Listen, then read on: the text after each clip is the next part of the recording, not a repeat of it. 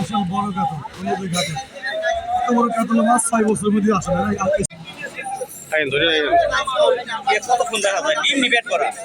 না।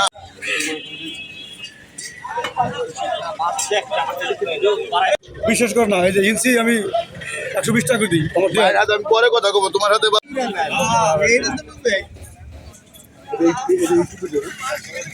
বাকি ধরুন 15 ছবি না ভিডিও না লাগে।